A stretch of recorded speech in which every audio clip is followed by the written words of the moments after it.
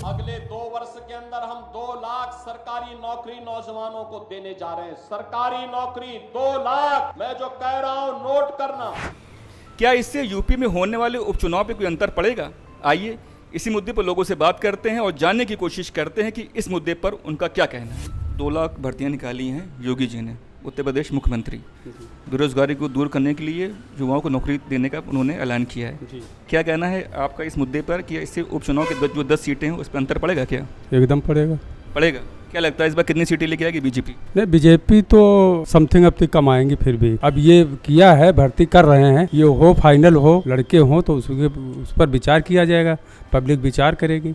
यही एक मुद्दा नहीं, बहुत मुद्दे हैं। किसानों का मुद्दा है, बेरोजगारी मुद्दा है। कि पहली सरकार ये थी कि उनके राज्य में कि कोई भी लड़की जा रही है वो रात बिरात नहीं चल पाती थी। बाबा जी हमारे आए, पिछले 5 सालों में इतना सेफ हुआ था कुछ कहने को नहीं। तो बाबा जी को फिर से अपने पुराने रूप में आना पड़ेगा, बुलडोजर लेके चलना पड़ेगा कि जहां पे कोई गंदगी कर रहा है उसको तुरंत साफ करो। अगर बाबा जी फिर से करेंगे तो बाबा जी फिर से बहुत अच्छी सीट पे जाएंगे। बाबा तो 10 में से 10 लेके जाएंगे। बाबा अगर एक्टिव हुए कोई, अगर कोई दूसरा एक्टिव हुआ तो बिल्कुल बेकार हो जाएगा वहां पे। जी, दूसरा एक्टिव मतलब? अब आप भी समझदार हो, हम भी समझदार, नाम ओपन करने की कोई जरूरत नहीं है जी। भाजपा पूर्ण बहुमत में थी और है, फिर रहेगी। 10 में से 10 सीटें भाजपा जीतेगी।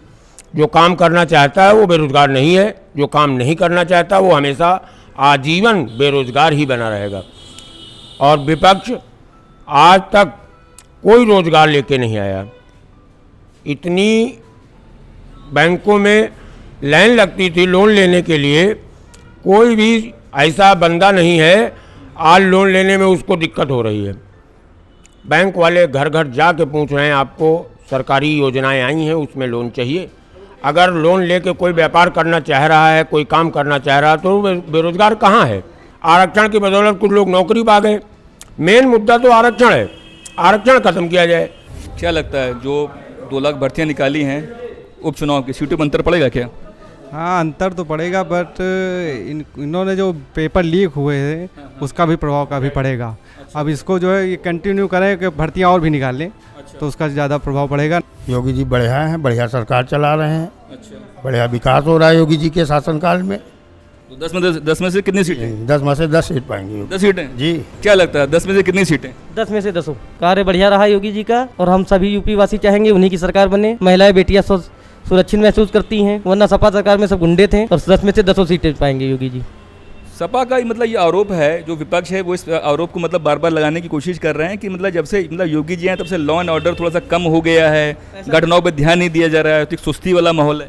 ना, ऐसा कुछ नहीं है। देखिए इतना बड़ा प्रदेश है तो कुछ चीज़ें सेट करने में टाइम लगता है, ऐसा कुछ नहीं है। सरकार बहुत अच्छी है, कार्य हमेशा सही करती रही है, गरीबों के साथ न्याय हो रहा, ऐसा कुछ नहीं। प्रदेश बड़ा है तो चीज़ों को सेट करने में समय लग रहा है। राहुल गांधी जी जो मतलब हिंदुत्व की बात वो करते आए हैं, अपने आप को एक शिव भक्त उन्होंने मतलब घोषित किया है और हिंदुत्व का सदन में बहुत डंका पीटा है, लेकिन ये बांग्लादेश वाले मुद्दे पे उनकी खामोशी, कुछ बोले? हिंदू हैं राहुल गांधी जी, हिंदू हैं।